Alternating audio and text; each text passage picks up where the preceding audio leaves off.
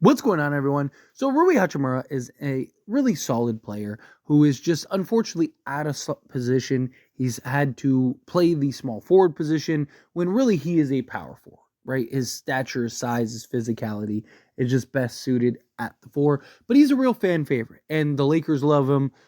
Obviously, he opens up a whole new market for the Lakers, but also, like myself included, we all love ourselves a little Rui Hachimura, and we would love to see Rui be on the Lakers. But unfortunately, he just is a redundancy, right? Dorian Finney-Smith's impact is so incredible for this team. And the fact that Rui is slotted out of position, it's just if you can get a better piece or a better need or kind of a more two-way guy, Rui's one of the few guys that you have that you can use contract wise to go and turn into that. And it's like you're probably best bringing him off the bench, but you're paying him $17 million a year. And on top of that, it's like how many minutes and how much of a rotation piece can you really make him when he doesn't play the defense and you're still going to have to play him out of position? Right. And that's the frustrating part. And Anthony Davis has just called out the front office about getting a center, which if the Lakers get a center that they're going to play a significant amount of minutes, and that means AD is going to play more minutes at the four, where does Rui fit? Jared Vanderbilt's coming back, right? It's just like, how do you make that work? Because now at that point, let's say the Lakers go get a center, right? Well, let's just say Nikola Vucevic, just use him as an example. Well, Anthony Davis is going to play the four, Vu's going to play the five, and then LeBron's going to play the three. And LeBron's probably going to be playing 30 plus minutes at the three, and you still have Dorian Finney-Smith and, Jared Vanderbilt and these guys, Dalton Connect and all these guys that you need to find minutes for. Now, you could argue Rui playing the four and being the back of the four, but LeBron's probably going to play minutes at the four still. Right, you're probably going to have minutes and moments where LeBron's playing at the four where you can kind of mask him. So, it's just, where do you fit and squeeze Rui in is the question. Where do you fit and squeeze Rui in is the problem, right? I just think, with Anthony Davis putting the pressure on the front office, I think that they're going to have to make a move for a center. And there's really only two centers that I look at that you can justify moving LeBron to the 3-4 and actually going and trading and starting alongside AD. And that is Walker Kessler, who I think is a bit unlikely.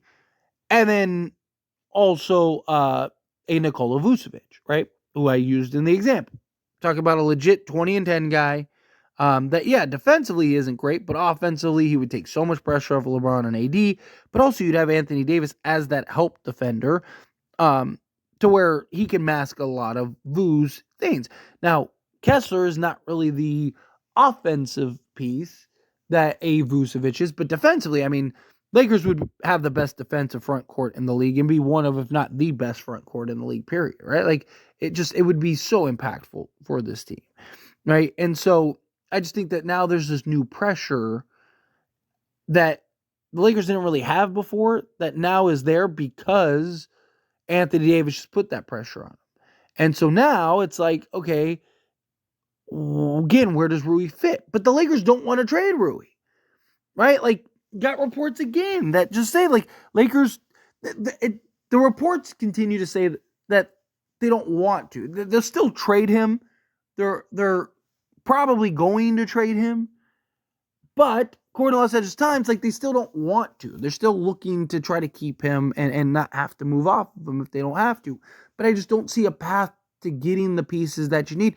And even as just a Rui fan, you should want Rui to go elsewhere. Right? Again, Anthony Davis putting pressure on the front office, try to get something done in the trade market, in the trade front, to try to get another center to pair alongside Rui. Anthony Davis. Right? Okay, well, there's also, again, Dorian Finney-Smith, who has been so good and so impactful, right? And is a guy that can really just, like, solve a lot for the Lakers. And already should be in the starting unit. We've already been screaming and yelling, all of us, for that. According to JJ, it seems like the only reason that hasn't happened is because he's been on minute restriction due to an ankle injury, right? From when we acquired him. Okay, fine. Well, At some point, that ankle injury is not going to be an ankle injury anymore. At some point, that's not going to be a factor anymore. And you need to find him starting minutes, right? Because the Lakers are best when Dorian Finney-Smith is in the rotation as your starter, giving you that quality of minutes. And so it's just like, okay, well, you already have somebody that makes more sense and is a better fit at the small forward position. Okay, well, you can't move Rui to the 4 because, again, between LeBron and AD, your 4 spot's locked up. Also, you could also move Dorian Finney-Smith to the 4 or a Jared Vanderbilt or whatever. It's just like, where does he fit? How do you make sense of that? And then even in a post-LeBron era, Anthony Davis is probably going to just play the 4 full time at that point, right? So it's just like where, and also how long is Rui going to want to stick around for as the role and player that he has to be, right? He has one more year. Next year is his last year at $18 million. You really think that he's going to want to be coming off the bench his whole career or, slotted out of position his whole career? Probably not. He's probably going to want to go to a place that makes more sense and that he can kind of fit and play the role that he wants to fit and play the role of, right? And still probably get a decent amount of money out of it too, right? Just Dorian Finney-Smith just makes more sense. And then on top of that, you add in, if the Lakers go trade for a center, you're probably playing LeBron more at the 3, right? You're probably trying to be creative and play Dorian at the 2 because you can do that, but you can't do that with Rui, right? Rui's limited. You play him at the 3 through 5, right? And that's basically it. But if you go get a center, well, now you don't have the need for the 5. And if you want to go small ball 5, you could always have LeBron with a small ball 5, right? So, or if Christian whatever comes back, right? All these things, it's just, it's the Lakers are going to have to trade him, right? Now, again, I don't think that the Lakers should just trade him just to trade him. I don't think, you trade him for a bag of chips or if a team just looks at him as a negative asset or anything. No, he's still a very good player. He's still very important for the Lakers. But it feels like you could do without. And, again, there's nothing wrong with Rui. It's not like Rui's this bad player or anything like that, right? Rui's still 26 years old. He's still very young, 6'8", 230, great lower center of gravity, physicality. He's been much better rebounding the basketball recently after having a 3-game stretch where he had 3 rebounds total in those 3 games, right? And you look at right now, right? 36 games, 32 minutes per game. He's averaging just under 50% from the floor at 49% on 9.4 attempts. He's shooting 41.1% from three-point range on 3.6 attempts. He has a 2-point percentage of 54% on 6 attempts.